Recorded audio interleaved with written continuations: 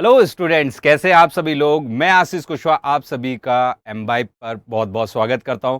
जैसा कि आप लोग जानते हैं, आप लोगों का प्रैक्टिस सेट चल रहा था और बायोलॉजी के हम दो सेट कर चुके हैं, सेट 1 सेट 2। आज हम लोग बायोलॉजी पे जो प्रैक्टिस करने वाले हैं, ये है हमारा सेट 3। इसकी इंपॉर्टेंस क्या है? आज की क्लास की इंपॉर्टेंस आपके लिए बहुत ज़्यादा ही मायने रखती है, क्योंकि आज की क्लास में जो क्वेश्चंस होंगे वो डायरेक्ट आपके एग्जाम में पूछे गए क्वेश्चंस हैं। तो आज की क्लास का एक भी क्वेश्चन आप लोगों को मिस नहीं करना है, क्योंकि प्रीवियस ईयर से क्वेश्चंस बहुत ज़्यादा रिपीट होते हैं। तो जल्दी से कमेंट करके मुझे बताइए कैसी चल रही है आप सबकी तैयारी। और आइए क्लास को स्टार्ट करते हैं बिना डिले किए हुए। मुझे पता है हमारे साथ जुड़ने वाले सभी बच्चों का टाइम बहुत ही इंपॉर्टेंट है। तो पहला क्वेश्चन है, the transfer of electric signal by nerve cell in human body is enabled by. बताइए क्या आंसर होगा? सोडियम, पोटाशियम, आयरन या फिर सोडियम और पोटाशियम दोनों। जल्दी से कमेंट करके बताइए।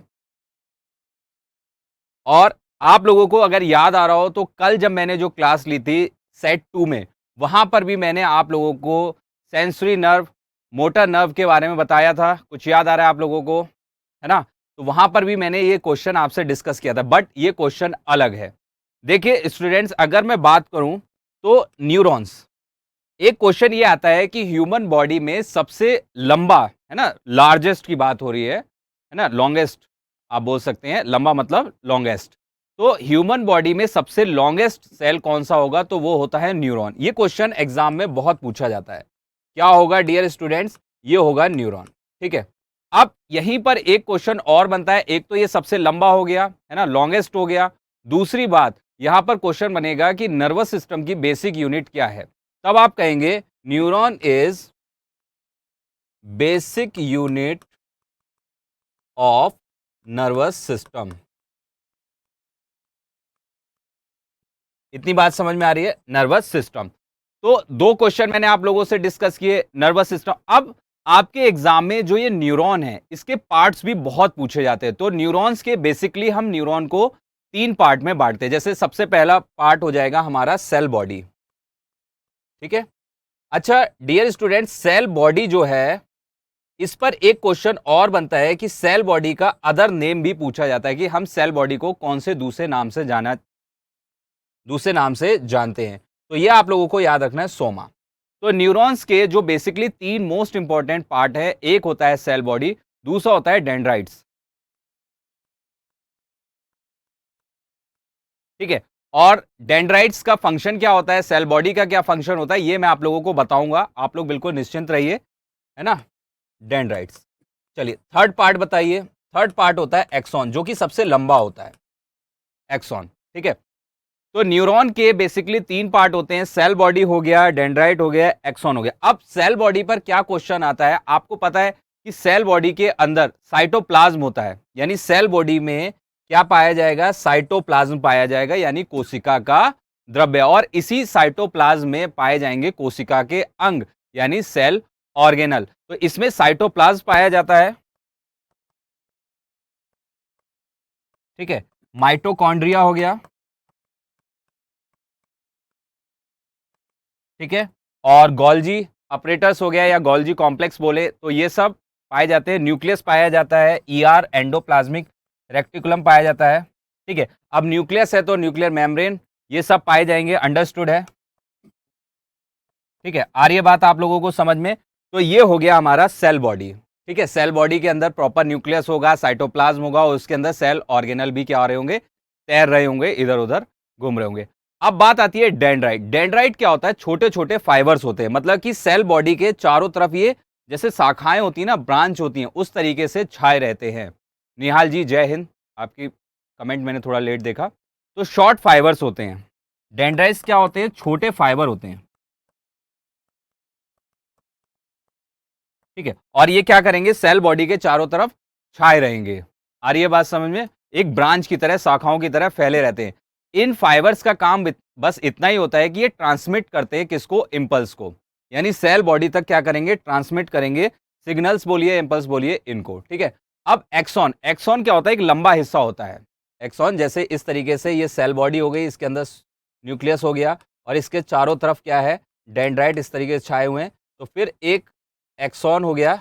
एक तरीके से आप सोच सकते हैं कि ये टेल की तरह दिखता है, पूंछ की तरीके से दिखता है, ठीक है, इस तरीके से। तो ये क्या है, ये एक न्यूरॉन है, ठीक है। तो लास्ट में बात आती है एक्सॉन की, तो एक लंबी फाइब्रस केबल की तरीके से दिखता है ना। तो ये हो जाएगा हमारा क्या, एक्सॉन।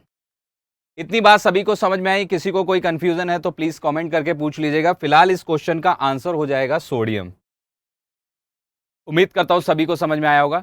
चलिए नेक्स्ट क्वेश्चन की बात करते हैं। Human eyes can see object, okay, at different distance with contrasting illuminations, this is due to, यानी हिंदी में भी अगर हम बात करें, मानव नेत्र पृथक दूरियों पर स्थित वस्तुओं को देख सकता है, यह किस कारण होता है। जैसे मैं हूं, मैं अपने पास में खड़े हुए इस पेन को भी देख सकता हूं, और मैं दूर जो मून है, चंद्रमा है, उसको भी देख सकता हूं, यानी बहुत दूर की भी वस्तुओं को देख सकता हूं। तो ये किस रीजन से होता है? फार साइटनेस, जिसको हम लोग क्या कहते हैं, जल्दी से कमेंट करके बताइए। अशोक जी गुड इवनिंग। मायोपिया, माफ कीजिएगा, फार साइटनेस यानी दूर दृष्टि, ठीक है। और नियर, वो तो दोष होता है ना, निकट दृष्टि दोष, मायोपिया, दूर दृष्टि दोष, हाइपरमेट्रोपिया। तो यहां पर दोष नहीं लिखा है, फार साइटेडनेस है, यानी दूर का देख सकता है, नियर हो गया, फार साइटेडनेस एंड नियर, और लास्ट है एक्मोडेशन ऑफ आइज। तो इसका रीजन क्या होगा, एक्मोडेशन ऑफ आइज होगा। अब यहां पर आपके एग्जाम में कुछ क्वेश्चंस और भी पूछे जा सकते हैं, जैसे कि अब जब बात यहां पर आ रही है फार साइटनेस की, अगर मैं इनके दोष की बात करूं, डिजीज की बात करूं, तो यहां पर आपसे मायोपिया पर एक क्वेश्चन बन सकता है।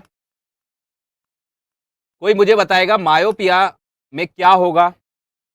एक्चुअली मायोपिया एक ऐसा डिफेक्ट है आइज का कि इसमें इंसान जो होता है, पास में जो ऑब्जेक्ट होता है उसको तो देख लेता है, बट दूर के ऑब्जेक्ट को नहीं देख पाता है। रीजन क्या होता है कि उसकी जो रेटिना होती है, इमेज रेटिना के आगे बनती है। यानी हमने किसी ऑब्जेक्ट को देखा, उस ऑब्जेक्ट की इमेज कहां बनेगी, रेटिना पे ना बन के रेटिना के आगे बनती है। देखिए उसका रीजन क्या होगा। देखिए जैसे अभी यहां पे मान लीजिए एक ऑब्जेक्ट है, ठीक है, तो इसकी इमेज मान लीजिए यहां रेटिना पर बन रही है, ठीक है। बट अब क्या होगा कि यहां पर रेटिना फैल जाएगी इस तरीके से, इस तरीके से। तो जब ये फैल जाती है तो अब इमेज यहां रेटिना पे बननी चाहिए थी, लेकिन बन कहां रही है, आगे बन रही है। तो ये होता है मायोपिया में, निकट दृष्टि दोष जिसको हम कहते हैं, यानी पास का वस्तु, पास का आर्टिकल हमें दिखेगा, क्लियर दिखेगा, बट दूर का जो होगा वो ब्लर हो जाएगा। तो अब इसको दूर करने के लिए क्या किया जाता है, कॉनकेव लेंस यूज किया जाता है, ठीक है। कॉनकेव लेंस या लेंसेज ये यूज करे जाते हैं, आप लोगों को ये बात याद रखनी है, ठीक है। इसी तरीके से जैसे मायोपिया होता है, उधर अगर हम बात करें तो एक और दृष्टि दोष होता है, जो कि होता है दूर दृष्टि दोष, जिसको हम बोलते हैं हाइपरमेट्रोपिया।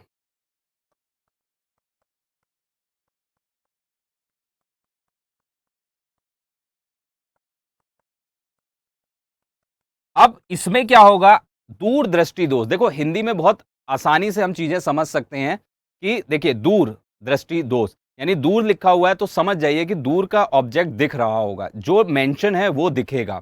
तो जो हमारे कुछ डिस्टेंस पर ऑब्जेक्ट होगा वो हमें दिखेगा, लेकिन पास का ऑब्जेक्ट क्या हो जाएगा, वो हो जाएगा क्या, ब्लर। इसका कारण यह है कि इमेज जो होती है वो रेटिना के कहां बनेगी, पहले तो रेटिना के आगे बन रही थी, आप देखिए रेटिना फैल जाने की वजह से आगे बन रही थी, बट अब रेटिना सिकुड़ जाएगी तो ये इमेज कहां बनेगी, ये इमेज बनेगी रेटिना के पीछे। और यहां पर कौन सा लेंस यूज किया जाएगा, कॉन्वेक्स लेंस यूज किया जाएगा, ठीक है।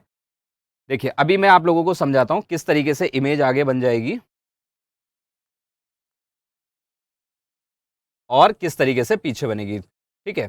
तो आगे वाली इमेज तो मैंने आप लोगों को बता दी, अब आप जरा पीछे वाली इमेज समझिएगा, ठीक है।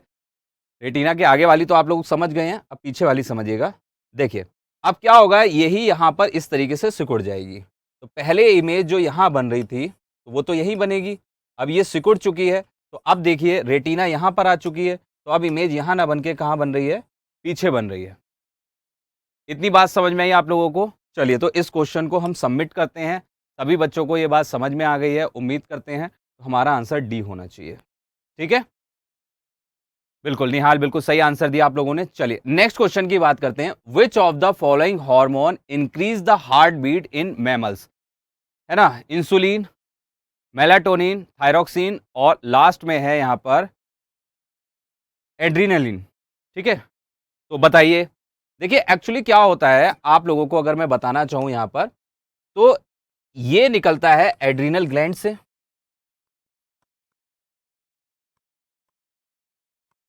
जो कि वक्र यानी किडनी पर पाई जाती हैं, और इसको 3F भी कहा जाता है, 3F हार्मोन, यानी फाइट, फियर और फ्लाइट। यानी मान लीजिए किसी को डर लग रहा है तो क्या होता है, हार्ट बीट बढ़ जाती है। फाइट मतलब लड़ने के केस में, है ना, फियर मतलब डर के केस में, फ्लाइट का मतलब भाग जाने के, तो इसे कहते हैं लड़ो और भाग जाओ, हार्मोन कहते हैं 3F। तो यहां पर क्या होगा, हार्ट बीट इंक्रीज हो जाएगी। तो हमारा करेक्ट आंसर क्या होना चाहिए, हमारा करेक्ट आंसर डी होना चाहिए। एड्रिनल ग्लैंड से जो हार्मोन्स निकलते हैं वो हार्मोन क्या होते हैं, एड्रिनलिन होते हैं। क्लियर है, और ये क्या करेंगे, डर के केस में क्या होगा, हार्ट बीट को इंक्रीज करेंगे। अच्छा, इंसुलिन की बात करूं तो ये पैनक्रियाज से निकलती है, आप लोगों को याद आ रहा हो, पैनक्रियाज के किससे निकलती है इंसुलिन, बीटा सेल से निकलती है, पैनक्रियाज के बीटा सेल से निकलती है। अच्छा, अगर किसी पेशेंट को शुगर का, जो आपने सुना होगा एक डिजीज होता है, बीमारी होता है शुगर का, जिसको ब्लड शुगर कहते हैं या फिर डायबिटीज कहते हैं, अगर इंसुलिन का डिजीज उसको बीमारी नहीं है, तो फिर इंसुलिन हार्मोन क्या करता है, रेगुलेट करता है ब्लड शुगर को, किसमें, ब्लड के अंदर। इसका काम क्या है, शुगर लेवल को ये क्या करता है, ब्लड के अंदर मेंटेन करता है, रेगुलेट करता है। अच्छा, अब आप मुझे कमेंट करके बताइए, मेलाटोनिन हार्मोन जो होता है ये कहां से सीक्रेट होगा और इसका काम क्या होगा, जल्दी से कमेंट करके बताइए। मेलाटोनिन, जल्दी से बताइए। तो ये ब्रेन में एक बहुत छोटी सी ग्लैंड होती है, पीनियल ग्लैंड, याद आ रहा है, पीनियल ग्लैंड, ये यहां से सीक्रेट होते हैं हार्मोन। और ये क्या करते हैं, ये जैसे हमारे सोने और उठने की जो चक्र होता है, साइकिल जो होता है, आपने सुना होगा स्लीप एंड वेक साइकिल, उसको ये क्या करते हैं, कंट्रोल करते हैं। जैसे मेरे को रोज सोना होता है, रात को 12 या 1 बजे सोना होता है और सुबह 8 बजे उठना होता है, तो ये जो साइकिल है ये किसके द्वारा कंट्रोल होता है, पीनियल ग्लैंड से निकलने वाले हार्मोन मेलाटोनिन के द्वारा। उम्मीद करता हूं ये बात समझ में आई होगी आपको। स्लीप और वेक साइकिल, ठीक। अब बचता है थायरोक्सिन हार्मोन, तो प्लीज मुझे कमेंट करके बताइए कि थायरोक्सिन हार्मोन का सीक्रीशंस कहां से होता है, जल्दी से बताइए, जल्दी से बताइए। तो थायरोक्सिन हार्मोन का सीक्रीशन जो होता है वो थायराइड ग्लैंड से होता है। देखिए नाम से नाम मैच हो रहा है तो याद रखने में कोई भी प्रॉब्लम नहीं होगी। थायरोक्सिन हार्मोन कहां से, थायराइड ग्लैंड से, ठीक है। अब बात ये आती है कि इसका काम क्या है, तो जो हमारे डाइजेस्टिव फंक्शंस होते हैं उनको ये बेटर करते हैं, है ना। क्या लिख दूं इधर, थायराइड ग्लैंड, ठीक है, या फिर आप इसको चला लेंगे, चलिए लिख देता हूं, लिख लेता हूं थायराइड ग्लैंड, ठीक है। बाकी आप यहाँ पर जो है सुन लीजिए, वर्बली सुन लीजिए। तो जो हमारे डाइजेस्टिव फंक्शंस होते हैं उसको ये ठीक करने का, प्रॉपर रेगुलेट करने का काम करता है। और अगर मैं बात करूँ तो जो हमारी बोन की हेल्थ होती हैं वहाँ पर ये परफॉर्म करता है। और जो हमारी मसल्स सिकुड़ती हैं, यानी मसल्स का जो कंट्रोल होता है वो भी किसके द्वारा होता है, थायरोक्सिन हॉर्मोन्स के द्वारा होता है। तो चलिए इसको सबमिट करते हैं, अपने आंसर को आगे की तरफ चलते हैं। ओके, नेक्स्ट क्वेश्चन है, the digestion of fat in human intestine is performed by. तो पहला ऑप्शन है यहाँ पे ट्रिप्सिन, फिर है बाइल एंड लाइपेज, फिर है बाइल अमाइलेज, और फिर लास्ट में है बाइल और पेप्सिन। बताइए क्या आंसर होगा, क्या आंसर होगा। देखिए मेरी बात समझिएगा, देखिए जब फूड बकल कैविटी में होता है, माउथ में होता है, तो उसको बोला जाता है बोलस, बोलस। लेकिन जैसे ही फूड हमारी बकल कैविटी से निकलता है और ईसोफेगस के द्वारा ह्यूमन स्टमक में आता है, तो वो बन जाता है काइम। क्या बन जाता है, काइम, काइम। अब यही फूड यहां से स्टमक से जब निकलता है तो यहां ड्यूडीनम में पहुंचता है, यानी स्मॉल इंटेस्टाइन के फर्स्ट पार्ट में पहुंचता है। जो आपको पिंक कलर से दिख रहा है ये क्या है, ड्यूडीनम है। और ड्यूडीनम के अंदर इस फूड में क्या मिक्स हो जाएगा, ड्यूडीनम में ही इस फूड के अंदर मिक्स हो जाएगा, जल्दी से कमेंट करके बताइए। इस फूड में सबसे पहले लीवर से आने वाला बाइल जूस मिक्स होगा,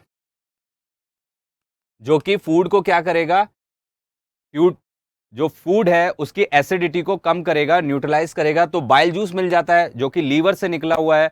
और बताइए, पैनक्रियाज से एक जूस निकलता है, पैनक्रियाटिक जूस, है ना। अब मुझे आप लोग कमेंट में बताइए कि पैनक्रियाटिक जूस जो होता है उसका पीएच वैल्यू क्या होता है। पैनक्रियाटिक जूस, है ना। और साथ के साथ इंटेस्टाइन के भी जूसेस इसमें मिल जाते हैं।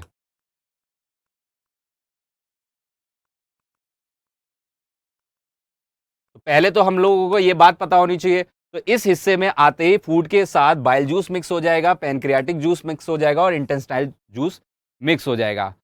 हेलो अमन जी, अब मेरा क्वेश्चन आप लोगों से ये था कि पैनक्रियाटिक जूस जो होता है इसका पीएच वैल्यू कितना होता है। तो इसका पीएच वैल्यू 7.5 से 8.6 के बीच होता है। यानी ये भी फूड को, क्योंकि ह्यूमन स्टमक में जो फूड है वहां पर एचसीएल की वजह से वो क्या होगा, और वहां पे पेप्सिन जो है वो पेप्सिनोजन होता है, और एचसीएल की मदद से यही पेप्सिनोजन एक्टिव पेप्सिन बन जाता है। तो ये एसिडिक फूड होता है और ये फूड क्या होगा, न्यूट्रलाइज हो जाएगा।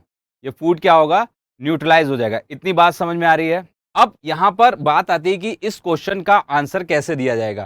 तो आप लोगों ने देखा होगा कि मैंने सिर्फ पैनक्रियाटिक जूस का ही पीएच वैल्यू आप लोगों से पूछा। उसका रीजन ये है कि हमारे क्वेश्चन का आंसर भी पैनक्रियाटिक जूस पर ही डिपेंड करता है।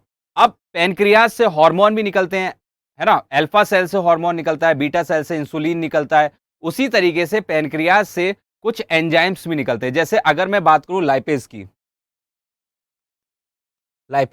एक लाइपेज हार्मोन निकलता है। और बताइए, अमाइलेज हार्मोन निकलता है। हालांकि अमाइलेज जो है, माफ कीजिएगा, लाइपेज एंजाइम निकलता है, मैंने गलती से हार्मोन बोल दिया। लाइपेज एंजाइम निकलता है, अमाइलेज एंजाइम निकलता है। हालांकि सलाइवरी ग्लैंड से भी अमाइलेज एंजाइम निकलता है, बट यहां पे निकलता है। और इसके अलावा यहां पर जो आप देख रहे हैं ट्रिप्सिन, ये इनएक्टिव फॉर्म में भी निकलता है, और इनएक्टिव फॉर्म में इसका नाम होता है ट्रिप्सिनोजन। मैं यहां लिख देता हूं, इस जगह लिख देता हूं, ठीक है, ट्रिप्सिनोजन। ठीक। अब ये जो लाइपेज है ये फैट को डाइजेस्ट करता है, फैट को इमल्सिफाई करता है। एमाइलेज जो होता है कार्बोहाइड्रेट को तोड़ता है सिंपल फॉर्म में, और ये ट्रिप्सिनोजन एक्टिव होकर ट्रिप्सिन बनता है, और ये क्या करता है, ये प्रोटीन का डाइजेशन में हेल्प करता है। बट हमारा क्वेश्चन अगर आप लोग देखेंगे तो हमारा क्वेश्चन क्या था, फैट के लिए था। तो हमारा आंसर लाइपेज पे होना चाहिए। ठीक है। अब क्योंकि लाइपेज के साथ हमारा आंसर में बाइल भी जुड़ा हुआ है, रीजन क्योंकि यहां पे ड्यूडीनम में जो फूड आया है वहां पर बाइल भी मिल चुका है। तो फिर हम अपना करेक्ट आंसर क्या देंगे डियर स्टूडेंट्स, हम अपना करेक्ट आंसर बी देंगे। उम्मीद करता हूं सभी को समझ में आ गया होगा। नेक्स्ट क्वेश्चन है, which of the following statement about animal cell and plant cell is correct. Animal cell और प्लांट सेल के बारे में कौन सी स्टेटमेंट करेक्ट है। तो animal cell have only cell membrane not cell wall, ये लाइन बिल्कुल सही है, सेल वॉल नहीं होती है, प्लांट में पाई जाती है। Whereas plant cell have only cell wall not cell membrane, ये गलत है। जो प्लांट सेल होता है उसमें सेल वॉल भी होती है और सेल मेम्ब्रेन भी होती है। ठीक है, बी ऑप्शन पे आते हैं। Animal cell have only cell membrane not cell wall, बिल्कुल सही है ये बात। ऊपर ये बात ऊपर भी सही थी, लेकिन देखते हैं क्या पता हमारा सही हो जाए। But plant cell have both, ये लाइन बिल्कुल सही है। फिर भी हम नीचे सी ऑप्शन पढ़ते हैं, both animal and plant cell have cell membrane and cell wall, ये गलत है। और डी है ओनली सम सेल, तो ये तो सम सेल की तो बात ही खत्म हो गई। तो हमारा करेक्ट आंसर क्या होगा डियर स्टूडेंट्स, बी होगा। ठीक है। लेकिन डियर स्टूडेंट यहां पर कुछ क्वेश्चंस और बनते हैं जो कि आपके एग्जाम के लिए बहुत जरूरी हैं। अगर मैं सेल वॉल की बात ही करूं तो जो प्लांट का सेल वॉल होता है, क्या आप मुझे बताएंगे प्लांट का सेल वॉल किसका बना होता है? जल्दी से कमेंट करके बताइए। अगर मैं यहां पर सेल वॉल की बात करूं तो प्लांट का सेल वॉल, जल्दी से बताइए। प्लांट का सेल वॉल सबसे ज्यादा प्लांट का ही सेल वॉल पूछा जाता है, तो आप लोगों को याद आना चाहिए सेल्यूलोज। याद आ रहा है, कई बार एग्जाम में पूछा जाता है सेल्यूलोज और हेमी सेल्यूलोज।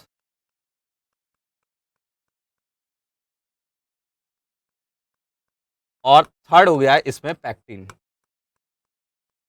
तो प्लांट का जो सेल वॉल होगा वो सेल्यूलोज, हेमी सेल्यूलोज और पैक्टिन से मिलकर बनेगा। ठीक है, इतनी बात समझ में आई। इसी तरीके से आपसे बैक्टीरिया का भी पूछा जा सकता है। बैक्टीरिया का जो सेल वॉल होगा ये किसका बना होगा? जल्दी से बताइए बैक्टीरिया। तो ये भी बहुत एग्जाम में पूछा जाता है, ये होता है पेप्टिडोग्लाइकॉन। पेप्टिडोग्लाइकॉन, ठीक है। अब बैक्टीरिया के अलावा आपसे फंगी का भी एग्जामिनर पूछ सकता है, फंगी, फंगस बोल सकते हैं आप, ठीक है। फंगी का किसका बना होता है? तो ये काइटिन का बना होता है, काइटिन का बना होता है, ठीक है। एल्गी का भी पूछ सकता है। तो एल्गी का सिंपल प्लांट जैसा ही है, जैसे प्लांट का हो गया सेलुलोज, वैसे एल्गी में भी सेलुलोज है ना। या फिर सेलुलोज के अलावा इसका जो सेल वॉल होता है वो ग्लाइकोप्रोटीन का भी बना हो सकता है, ठीक है। और बहुत से एल्गी ऐसे होते हैं जिनका सेल वॉल जो है ग्लाइकोप्रोटीन और सेलुलोज दोनों को ही मिलाकर बन सकता है। इतनी बात समझ में आई। अच्छा, अगर सेल मेम्ब्रेन की मैं बात करूं तो ये फॉस्फोलिपिड्स की बनी होती है और प्रोटीन की बनी होती है। तो ये भी क्वेश्चंस एग्जाम में आपसे पूछे जा सकते हैं। आइए इसको सबमिट कर देते हैं और नेक्स्ट क्वेश्चन की तरफ चलते हैं। Next question, lymph is a tissue fluid present in intercellular space. It resembles to, देखिए डाइजेस्टिव जूस लिखा हुआ है यहाँ पे, साइटोप्लाज्मिक फ्लूइड यानी जो सेल के अंदर साइटोप्लाज्म पाया जाता है उस फ्लूइड की बात हो रहा है, यूरिन या फिर प्लाज्मा। देखिए human circulatory system dear students क्या होता है? डुअल होता है, डबल होता है, तभी तो बोला जाता है डुअल सर्कुलेटरी सिस्टम, क्योंकि एक तरफ उसमें ब्लड का फ्लो हो रहा होता है और दूसरी तरफ लिम्फ का हो रहा होता है, ठीक है। अब ब्लड की कंपोजिशन की अगर मैं बात करूं तो ब्लड में 55% प्लाज्मा होता है, ब्लड में 55% प्लाज्मा हो गया, 55 टू 60%, ठीक है, प्लाज्मा हो गया। बाकी का बचा हुआ आरबीसी होता है ब्लड में, डब्ल्यूबीसी होता है और प्लेटलेट्स होता है, ठीक है, प्लेटलेट्स होता है, ठीक है। अब हमारा करेक्ट आंसर क्या बनेगा? हमारा करेक्ट आंसर बनेगा प्लाज्मा, ठीक है। प्लाज्मा का कलर भी एग्जामिनर पूछ सकता है, तो ये बहुत ही फीका हल्का पेल येलो टाइप का होता है। जब इसकी टेस्टिंग होती है तो कैसा होता है? येलो टाइप का होता है और प्लाज्मा में ही एंटीबॉडीज भी पाई जाती हैं। आप लोगों को याद हो जब कोविड का टाइम चल रहा था, कोरोना काल चल रहा था, तो उस दौरान जो कोई पेशेंट अगर कोविड से सफर करने के बाद ठीक हो गया है तो उसकी एंटीबॉडी को इस्तेमाल किया जाता है ऐसे पेशेंट्स के लिए जो उस दौरान कोविड के से क्या हो रहे होंगे, जो पेशेंट उस दौरान कोविड से इफेक्टेड होंगे यानी सफर कर रहे होंगे। तो अब किसी के प्लाज्मा में एंटीबॉडी बन चुकी है तो उस प्लाज्मा को दूसरे पर्सन को दिया जा सकता था। और आपको याद आ रहा हो तो दिल्ली में जो है प्लाज्मा बैंक भी बनाया गया था प्लाज्मा की इंपॉर्टेंस को देखते हुए। प्लाज्मा की कंपोजिशन की अगर बात करूं तो एक क्वेश्चन बहुत आता है कि प्लाज्मा में सबसे ज्यादा क्या पाया जाता है? तो 90 टू 92% प्लाज्मा में वाटर होता है, ठीक है। बाकी के 10% इसमें प्रोटीन हो गया, ठीक है, अलग अलग तरीके के सॉल्ट्स हो गए, ग्लूकोज हो गया और गैसेस पाई जाती हैं प्लाज्मा में। लेकिन सबसे ज्यादा मेन कंपोनेंट क्या होता है? वाटर होता है, जो आपसे एग्जाम में पूछा जा सकता है। आइए इसको सबमिट करते हैं। नेक्स्ट क्वेश्चन है, the break down of glucose in cytoplasm result in the formation of dash, ठीक है। तो आप ऑप्शन पढ़िए, तब तक मैं पानी पी लेता हूं।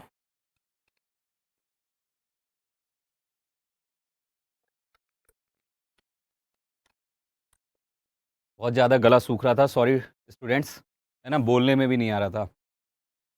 तो देखिए होगा क्या अगर मैं बात करूं यहां पर, तो जब यहां पर ग्लूकोज ब्रेकडाउन होगा रेस्पिरेशन में तो पायरुवेट बनेगा और साथ के साथ कार्बन डाइऑक्साइड बनेगा और पानी भी बनेगा। तो देखते हैं यहां पर क्रेब्स चक्र में जो है पानी भी बनेगा और कार्बन डाइऑक्साइड। तो यहां पर हमारा आंसर हो जाएगा बी।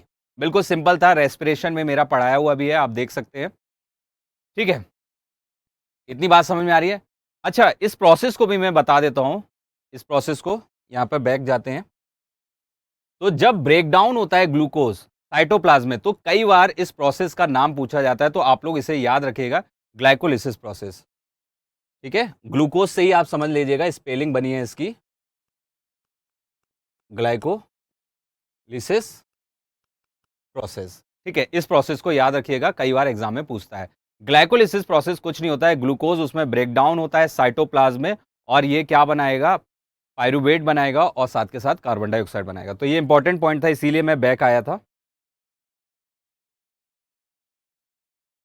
ठीक है, नेक्स्ट क्वेश्चन है, the protein digestive enzyme secreted by stomach wall in the case of mammals is called. ठीक है, तो पहला है काइटिनेज, दूसरा है अमाइलेज, फिर है पेप्सिन और लास्ट में है ट्रिप्सिन। तो बस आप लोगों को ये देखना है डियर स्टूडेंट्स कि यहां बात हो रही है स्टमक की। किसकी बात हो रही है? स्टमक की। तो स्टमक में पाया जाता है पेप्सिनोजन, जो HCl के साथ मिलकर क्या बनाता है?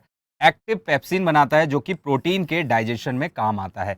एक बात आप लोगों को जरूर याद रखनी है, स्टमक में कभी भी कार्बोहाइड्रेट का डाइजेशन नहीं होता है। कार्बोहाइड्रेट का डाइजेशन पार्शियली रूप से मुंह में यानी बकल कैविटी में होता है, अमाइलेज की वजह से, जो कि सलाइवरी ग्लैंड से सीक्रेट होता है, और फिर स्मॉल इंटेस्टाइन में फाइनल डाइजेशन हो जाता है। तो स्टमक से निकलने वाला एंजाइम जो होगा वो क्या हो जाएगा? पेप्सिन हो जाएगा। तो यही हमारा आंसर हो जाएगा। अभी आपने यहाँ पे एक नया वर्ड देखा होगा, काइटिनेज। आप मुझे बताइए क्या है एक्चुअली? काइटिनेज क्या है? ये एक हाइड्रोलिटिक एंजाइम है। ये क्या है? ये एक हाइड्रोलिटिक एंजाइम है। अब सभी बच्चों के दिमाग में बात आ रही होगी कि सर ये हाइड्रोलिटिक एंजाइम्स होता क्या है? हाइड्रोलिटिक एंजाइम्स जो होते हैं ये रेस्पॉन्सिबल होते हैं सिर्फ और सिर्फ डिग्रेड करने के लिए। किसको? काइटिन को। ये क्या करते हैं? काइटिन को डिग्रेड करते हैं। तो हमारा करेक्ट आंसर क्या होगा? हमारा करेक्ट आंसर हो जाएगा सी। ठीक है डियर स्टूडेंट, जिन्होंने इस सेशन को लाइक कर दिया उन सभी को तहे दिल से बहुत बहुत धन्यवाद। अगला क्वेश्चन है, which of the following will result when an animal cell is surrounded by a medium with lower concentration of water. ठीक है, तो इस क्वेश्चन को हमें पढ़ना पड़ेगा। यानी कोई एनिमल सेल है और वो एक मीडियम के द्वारा सराउंडेड है और वहां पर लोअर कॉन्सेंट्रेशन है वाटर की, तो सेल विल लूज वाटर। ऐसा हो ही नहीं सकता, क्योंकि हाई कॉन्सेंट्रेशन से लो कॉन्सेंट्रेशन के ऊपर पानी आएगा ही आएगा। नो चेंज ये भी नहीं हो सकता, ये होगा सेल विल गेन वाटर। और ये इतना वाटर भी गेन कर सकता है कि सेल फट जाए, बस्ट हो जाए। तो हमारा आंसर क्या होगा? सी सही होगा। ठीक है, हमारा आंसर सी जो हो जाएगा वो बिल्कुल राइट हो जाएगा। ओके, नेक्स्ट क्वेश्चन की बात करते हैं। The digestive enzymes are present in. भाई डाइजेस्टिव एंजाइम कहां प्रेजेंट होते हैं? माइट्रोकॉन्ड्रिया, वैक्यूल्स, या फिर लाइसोसोम, या फिर राइबोसोम? जल्दी से बताइए। देखिए, अगर मैं बात करूं इनके नाम की, तो माइट्रोकॉन्ड्रिया को बोला जाता है पावर हाउस। ठीक है, आप लोगों को कुछ याद आ रहा है? पावर हाउस, इसको पावर हाउस इसलिए कहा जाता है क्योंकि यहां पर एनर्जी जनरेट होती है एटीपी के रूप में, एरोबिक रेस्पिरेशन में। ठीक है, तो ये हमारा आंसर नहीं होगा।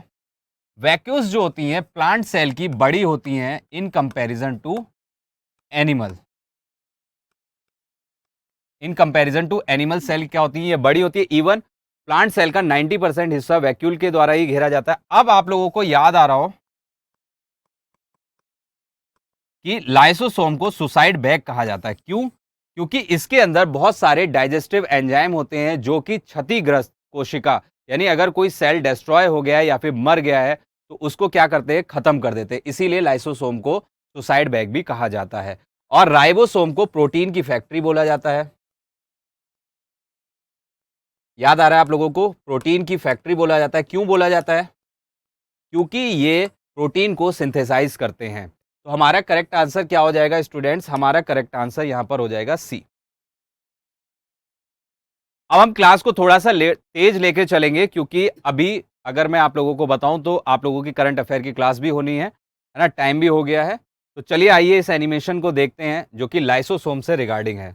लाइसोसोम न्यूट्रिएंट मॉलिक्यूल्स को भी डाइजेस्ट करने का काम करता है। इस एनिमेशन में आप लोग देख सकते हैं बड़े आराम से।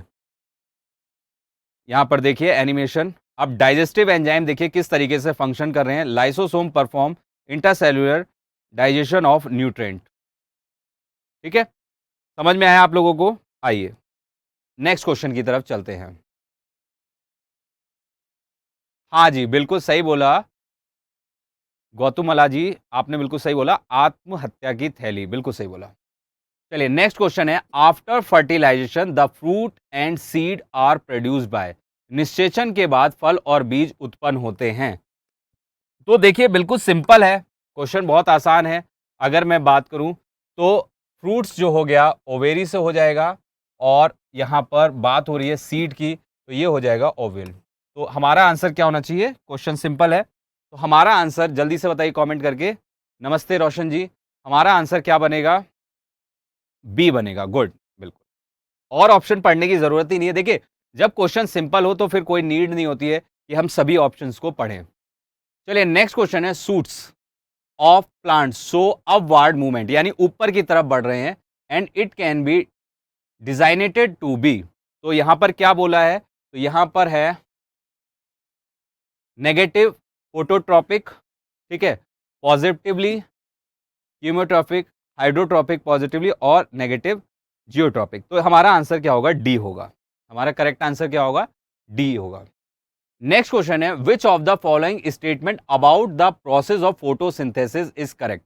देखिए, फोटोसिंथेसिस में क्या होता है, कार्बन डाइऑक्साइड, है ना, सूरज की उपस्थिति में पानी के साथ मिलकर क्या बनाएगी?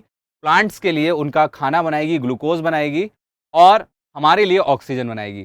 तो यहां पर chemical energy is converted light energy, ये गलत है, इसका उल्टा होना चाहिए था, लाइट केमिकल में होना चाहिए था। कार्बन डाइऑक्साइड इज ऑक्सीडाइज, ये गलत हो गया, यहां पर बिल्कुल गलत हो गया।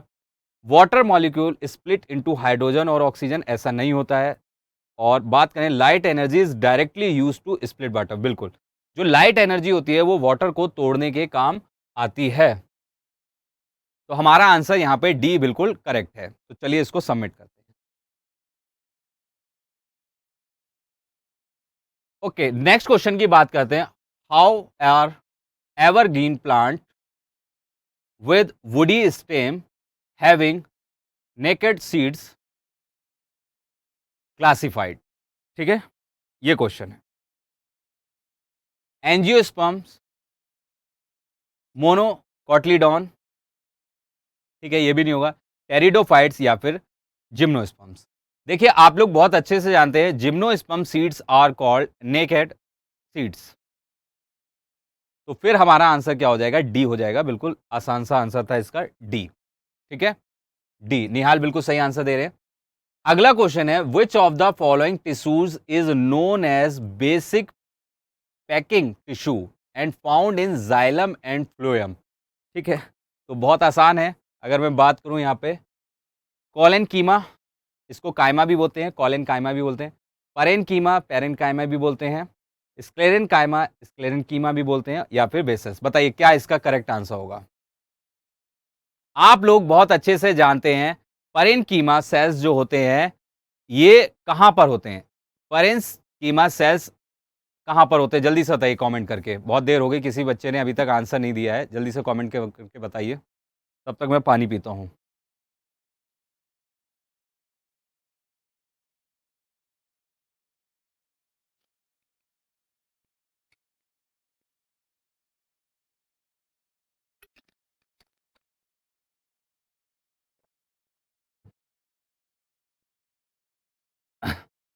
सॉरी। तो parenchyma या फिर parenchyma cell occur in xylem and phloem of vascular bundles। तो फिर हमारा आंसर क्या होगा? हमारा आंसर हो जाएगा बी। ठीक है, सभी को समझ में आ रहा है? नेक्स्ट क्वेश्चन है, growth of stem of a plant increase due to division of cells in.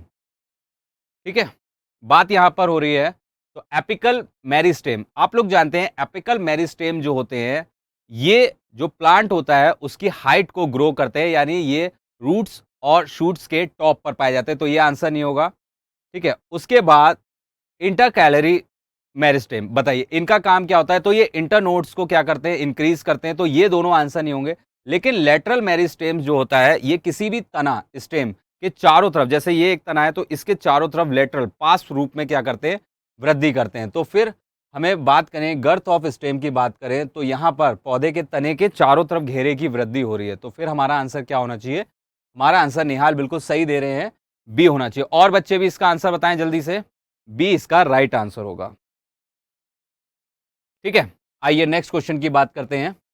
Different variety of the same gene are called. Okay, बताइए क्या इसका आंसर होगा? देखिए, किसी जिन के एक या उससे ज्यादा पॉसिबल रूप जो एक ही क्रोमोसोम पे एक ही स्थान पर पाए जाएं उनको हम क्या बोलते हैं? एलील। ठीक है, तो ये हमारा आंसर होगा सी। ठीक है, आइए नेक्स्ट क्वेश्चन पर चलते हैं। Which of the following virus was responsible for the highly disease small pox? यानी आपको इन चार ऑप्शंस में देख के बस इतना ही बताना है कि कौन से वायरस की वजह से स्मॉल पॉक्स होता है। तो अगर मैं बोलूं यहाँ पे, एडिनो वायरस कॉमन कोल्ड की तरह होता है। इसमें क्या होता है? नाक बहती है, ठीक है, तो कॉमन कोल्ड की तरह सर्दी लगती है और बुखार आता है। ठीक है, उसके बाद आइची वायरस की बात करूं तो इसमें क्या होता है? मोस्टली जैसे आपने सुना होगा डायरिया हो जाता है या फिर एब्डोमन में पेन होता है। ठीक है, उसके बाद लास्ट है कॉक्सेक्की वायरस। क्या है लास्ट में? है कॉक्सेकी वायरस। तो ये भी बिल्कुल सेम कॉमन फ्लू की तरह ही होता है। इसमें क्या होता है? जी मचलाता है ना, फीवर आ जाता है, इस तरीके के गला खराब हो जाता है। तो हमारा आंसर क्या होगा? Variola virus. तो वेरियोला वायरस की वजह से ही स्मॉल पॉक्स का डिजीज होता है। ठीक है, निहाल बिल्कुल सही कह रहे हैं। तो आंसर क्या हो जाएगा? बी करेक्ट हो जाएगा। उम्मीद करता हूं यहां तक सभी को सब कुछ समझ में आ रहा होगा। ठीक है, आइए एक हम एनिमेशन देखते हैं और समझते हैं स्मॉल पॉक्स में किस तरीके के सिम्टम्स आ जाते हैं। देखिए इस एनिमेशन को आप लोग।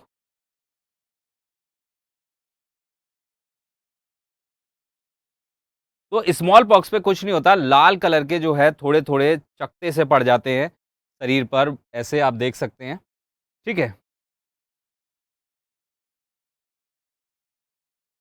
आइए नेक्स्ट क्वेश्चन की बात करते हैं यहाँ पे। तो नेक्स्ट क्वेश्चन है हमारा, what is the total number of chambers in the stomach of domestic animals like cattle, buffalo, got या फिर शिप? तो देखिए यहां पर हमने एक गाय यानी काऊ का आपको फिगर दिखाया है, उसका स्टमक दिखाया है।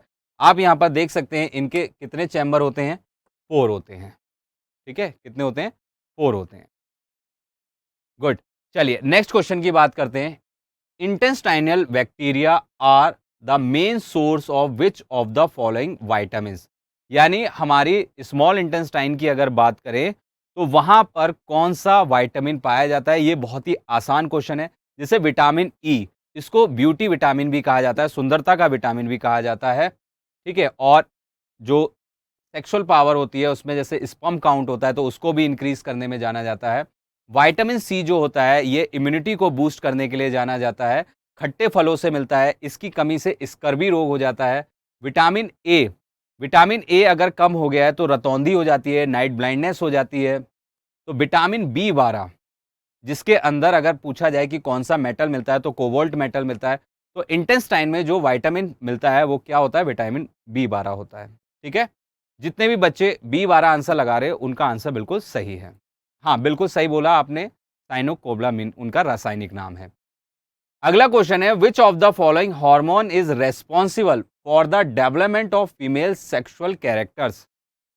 देखिए यहां पर जो ये हॉर्मोन्स लिखे हुए हैं ये सब फीमेल से रिगार्डिंग है, लेकिन इस क्वेश्चन का आंसर हमें बहुत ही सोच समझ के देना है। ठीक है, अगर मैं आप लोगों से पूछूं एस्ट्रोजन हार्मोन का सीक्रेशंस कहां से होता है तो आप कहेंगे सर ओवेरी से। ठीक है, अगर मैं आपसे पूछूं प्रोजेस्ट्रॉन, है ना ये वाला हार्मोन, प्रोजेस्टेरोन, प्रोजेस्टेरोन का हार्मोन कहां से होता है तो आप कहेंगे ओवेरी। ठीक है, ये तो सभी बच्चों को पता होता है, लेकिन आप मुझे बता सकते हैं प्रोलैक्टिन हार्मोन का सीक्रेशन कहां से होता है? जल्दी से बताइए, कमेंट करके बताइए। तो एक ग्लैंड होती है जो कि ब्रेन में पाई जाती है, पिट्यूटरी ग्लैंड से होता है। कहां से होता है डियर स्टूडेंट्स? पिट्यूटरी ग्लैंड से होता है। इतना समझ में आया? और अब बच गया हमारा ऑक्सीटोसिन। तो ऑक्सीटोसिन हार्मोन का सीक्रेशन कहां से होता है? जल्दी से कमेंट करके बताइए, ऑक्सीटोसिन हार्मोन का सीक्रेशन कहां से होगा? तो हाइपोथैलेमस आपने सुना होगा, ब्रेन में।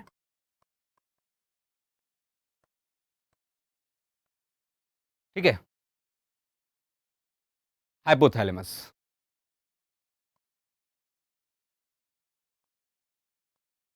हाइपोथैलेमस से। अब चलिए मैं इनके सबको आपको मैंने ये तो बता दिया कहाँ से इसका सीक्रेशन होगा। अब मैं आपको बताता हूँ कि ये हार्मोन करते क्या हैं।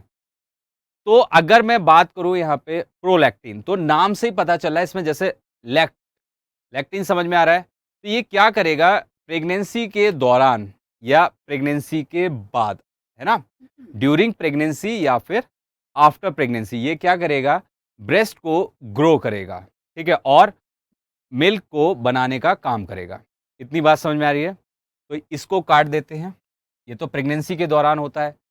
लेकिन यहां पर क्वेश्चन है कि फीमेल के सेक्सुअल कैरेक्टर्स का डेवलप होना, यानी एक एज के बाद जो है फीमेल में उनके सेक्सुअल कैरेक्टर्स डेवलप होते हैं। जैसे फॉर एग्जांपल ब्रेस्ट का जो है डेवलप होना, है ना। तो इस तरीके से कुछ सेक्सुअल कैरेक्टर्स होते हैं जो डेवलप होते हैं। तो इसको कैंसिल कर दीजिए। अब बात आती है ऑक्सीटोसिन की। ये बताइए क्या करेगा। तो ऑक्सीटोसिन हार्मोन जो है at the time of delivery of birth, यानी किसी बच्चे की जब डिलीवरी हो रही होती है तो ये क्या करता है, ये सिकोड़ता है, कॉन्ट्रैक्शन लाता है। आ रही है बात समझ में? तो ये भी हमारा कैंसिल हो जाएगा और साथ के साथ मिल्क प्रोड्यूस करने में भी ये हॉर्मोन्स मदद करते हैं। ठीक। अब यहां पर बात आती है लास्ट डी की, है ना, डी की। इसके लिए जल्दी से कमेंट करके बताइए ये क्या काम होगा इस हार्मोन का। प्रोजेस्टेरॉन। देखिए क्या होता है, जब ओवेरी से एक ओवम बनता है यानी अंडाणु बनते हैं, तो अगर वो फर्टिलाइजर हो गए हैं यानी फर्टिलाइज हो गए हैं, तो फिर क्या होगा, अगर कोई ओवम फर्टिलाइज हो गया है तो फिर ये हार्मोन प्रोजेस्टेरॉन ये क्या करेगा, जल्दी से बताइए। प्रोजेस्टेरॉन क्या करेगा, तो ये ब्लड वेसल्स बनाएगा। क्या बनाएगा, ब्लड वेसल्स बनाएगा फीटस के लिए, ताकि उसको न्यूट्रिशन मिल सके। तो ये भी कैंसिल हो गया। तो यहां पर बचा हमारा लास्ट एस्ट्रोजन।